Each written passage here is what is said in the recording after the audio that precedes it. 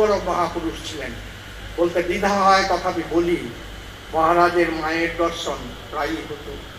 মহারাজ বলতেন না, কখনো কখনো কোনো কোনো প্রিয় সেবককে বলেছেন, বলে আবার বলেছেন এটা কোথাও বলো না, কেউ যেন না জানে। মহারাজ দেবার সম্পর্কে ওর ভূগোলের জ্ঞান থেকে, ইতিহাসের জ্ঞান থেকে অনেকেই আশ্চর্য। আমি আরো এক দুটো কথা বলতে চাই। সাধারণ কিন্তু আমার জন্য অত্যন্ত আমাদের একটি কেন্দ্র, সেই কেন্দ্রটি গড়ে তোলবার জন্য বিপুল অর্থের যাপন করেছে। সে কথা ভেবে মহারাজের কাছে গিয়েছি। মহারাজকে গিয়ে বলেছি, মহারাজ এত টাকা হাসলে করুন। মহারাজ একটু হাসলেন। কিন্তু এসে সেদিন কি বলেছিলেন? তিনি বলেছিলেন, এটি আমারও নয়, তোমারও নয়, যার তিনি নিশ্চয়ই অর্থের ব্যবস্থা করে দেন। তারপরে আবার ওর inimitable স্টাইল, অননুকরণীয় স্টাইলে তিনি বললেন যে দেখো, ঠাকুরের কাছে প্রার্থনা করতে হবে, কিন্তু ঠাকুরের কাছে প্রার্থনা করবে, ঠাকুর কি শুনবেন? তিনি তো খুব উচ্চ অবস্থায় সমাধিস্থ, তার কানে কি সেই প্রার্থনা যাবে? স্বামীজির কাছে যাবে, এত জ্যোতির্ছটা, জ্যোতির পথে তিনি রয়েছেন, সেখানে পৌঁছতে পারবে? একটা কাজ করো, মায়ের কাছে যাওয়া যায় খুব সহজে, মাকে গিয়ে বলবে, মা নিশ্চয়ই ব্যবস্থা করে দেবেন। আমি জানি না এই সাধারণ কথাটি কিভাবে অসাধারণ হয়ে ফলে গিয়েছিল। সেই কেন্দ্র চালু হয়েছে, সেই কেন্দ্রের সমস্ত টাকা এসেছে হয়তোবা মাতা ঠাকুরানীর কৃপায়, হয়তোবা মহারাজের আশীর্বাদ। আরেকটি সাধারণ কথা, এটি আমার একান্ত ব্যক্তিগত কথা, হয়তো আপনারা সেই জন্য আমায় ক্ষমা করবেন।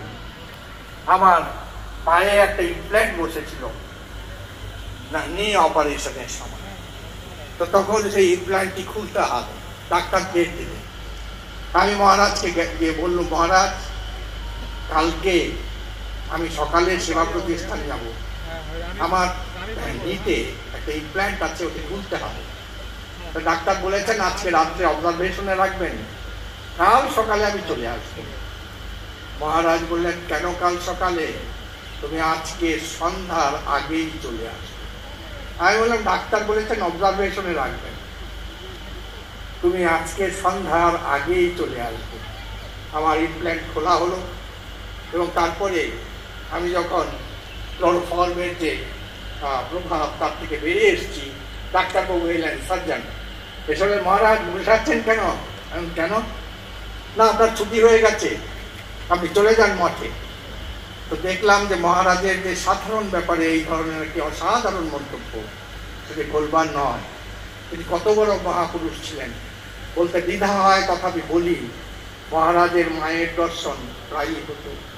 মহারাজ বলতেন না, কখনো কখনো কোনো কোনো প্রিয় সেবককে বলেছেন, বলে আবার বলেছেন এটা কোথাও বলো না, কেউ যেন না জানে। মহারাজের অন্যান্য দেবদেবীর দর্শন তীর্থক্ষেত্রে বিভিন্ন সময় হয়েছে, কিন্তু কোনোদিন মহারাজকে আমরা এ কথা উল্লেখ করতে দেখিনি।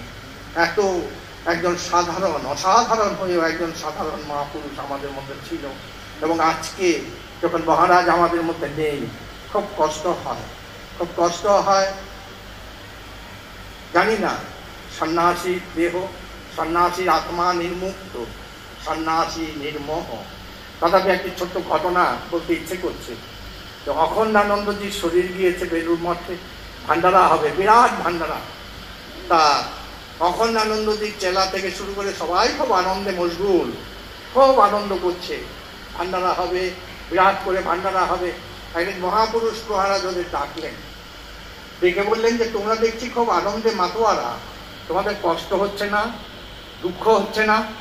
এত বড় একজন মহাপুরুষ, একজন এত বড় ব্রহ্মজ্ঞ পুরুষ পৃথিবী ছেড়ে চলে গেল, আর তোমরা আনন্দ করছো? তোমাদের কি সবারই ব্রহ্মজ্ঞান হয়ে গেছে? তোমাদের কি সবারই এই অনুভূতি হয়েছে যে তোমরা নির্মোহ, তোমরা মোহের ওপারে চলে গেছো? যতক্ষণ না যাওয়া যাবে ততক্ষণ পর্যন্ত কষ্ট খানিকটা হয় বটে। আমাদেরও কষ্ট হচ্ছে, অনেকেরই কষ্ট হচ্ছে। মহারাজ যাকে আমরা এত ভালোবাসতাম, এত শ্রদ্ধা করতাম, এত বেশি চাইতাম, বহু প্রার্থনা করেছিলাম হয়তো আমাদের অনেকে ঠাকুরের কাছে যে মহারাজ আরো বেশ কিছুদিন আমাদের মাঝে থাকুন, মহারাজ ফিরে আসুন সেবা প্রতিষ্ঠান থেকে। আবার সেই মহারাজ সেই হুইল চেয়ারে যাবেন মন্দিরে, এর সঙ্গে কথাবার্তা বলবেন, ট্রাস্টি মিটিংয়ে তিনি প্রিসাইড করবেন, এসব আমরা দেখতে চেয়েছিলাম। কিন্তু ঠাকুরের ইচ্ছা অন্যরূপ ছিল। কিন্তু দুঃখ হয় এটি অকপটে স্বীকার করতে কোনো বিধান। সবশেষে আর কি বলবো, মহারাজকে প্রণাম জানাই, অসংখ্য প্রণাম জানাই। আজকের দিনে আমার স্থির বিশ্বাস মহারাজ আমাদের প্রণাম গ্রহণ করবেন, আমাদের আশীর্বাদ করবেন। মহারাজকে ওই যে বলছে না যে sweetest songs are those that tell of saddest thoughts, ইংরেজ কবি বলছেন। তো যখন খুব দুঃখ হয়, যখন ট্র্যাজিক মোমেন্টস জীবনে আসে, তখন কাব্য করতে ভালো লাগে। তাই আসুন মহারাজকে আমরা শ্রদ্ধা জানাই, আমরা প্রণতি জানাই কবির ভাষায়। হয়তোবা সেই কথাগুলো মহারাজের অত্যন্ত প্রিয় ছিল। আমরা বলি সবাই, মহারাজকে উদ্দেশ্য করে বলি, তোমার সমাধি ফুলে ফুলে ঢাকা, কে বলে আজ তুমি নাই, তুমি আছো মন বলে পান। সবশেষে পরম পূজনীয় স্বামী গৌতমানন্দজি মহারাজ, যিনি অন্তর্বর্তীকালীন রামকৃষ্ণ মঠ এবং রামকৃষ্ণ মিশনের অধ্যক্ষ নির্বাচিত হয়েছেন, তার পাদপদ্মে শ্রীচরণ কমলে আমি প্রণাম জানাই, অসংখ্য প্রণাম জানাই। আর তাকে প্রণাম জানিয়ে আমি আমার স্মৃতিতর্পণ শেষ করছি। আপনাদের সবাইকে ধন্যবাদ, সবাইকে নমস্কার।